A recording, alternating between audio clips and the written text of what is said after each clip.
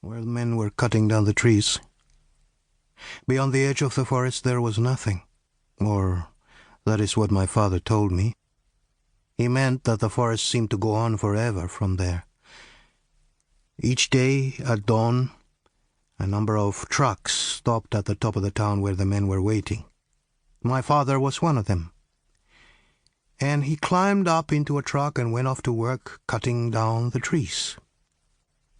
He sometimes came home and told us stories, like how his team had cut down a really big one, and how the monkeys who lived in it had stayed clinging onto the top branches almost until they hit the ground, and how they then ran howling into the deeper forest with babies hanging off their bellies.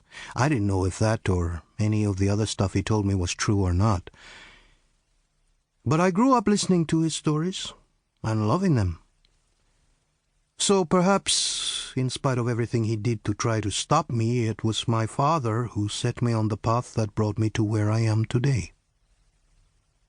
During the day, the big yellow tractors that hauled the logs back down the road growled past the town in clouds of red dust which drifted into the square, the plaza where we played football.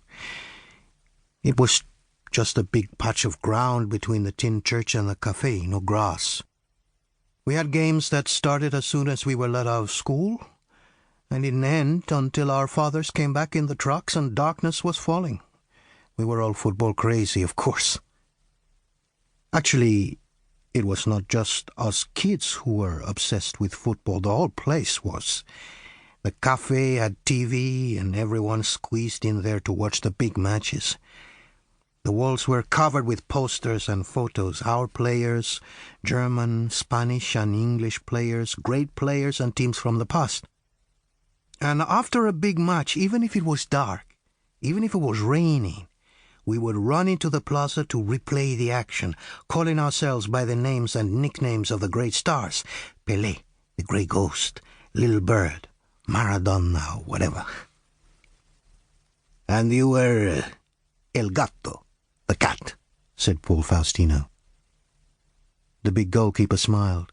Oh, no, not then, he said. You see, I was useless. I couldn't play. The other kids could do great things with the ball, take it out of the air on the top of the foot, run and keep it in the air with the head, score goals with bicycle kicks, stuff like that. I could do none of this. When the ball came to me, which wasn't often, the other kids made sure of that, it always seemed to get stuck between my ankles or bounce off my knees. I had no balance. A soft tackle from a smaller kid would send me staggering like a drunken goat. I was too tall.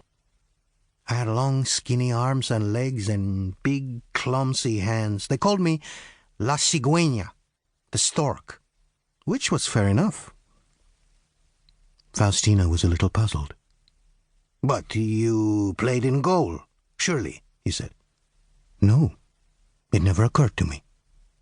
I dreamt of being a striker, of slamming in perfect shots that brought imaginary crowds roaring to their feet. We all did. Besides, there were two big, strong kids who were always the goalies, so I just got pushed further and further out to the edge of the game.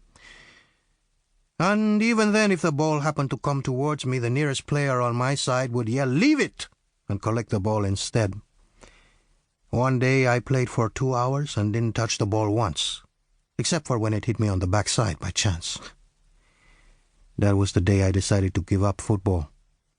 I was 13. All the same, Faustino said dryly, you've played a game or two since. The goalkeeper smiled again. Yes, my retirement was a bit premature, as it turned out.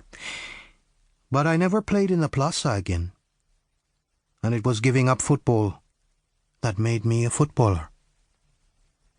You've lost me, Faustino said. What does that mean? Giving up football made me a footballer. I was learning nothing in the plaza. If I hadn't quit, I wouldn't have gone into the forest, which is where I learned everything. I get the feeling, Faustino sighed, that I'm not going to get answers by asking questions.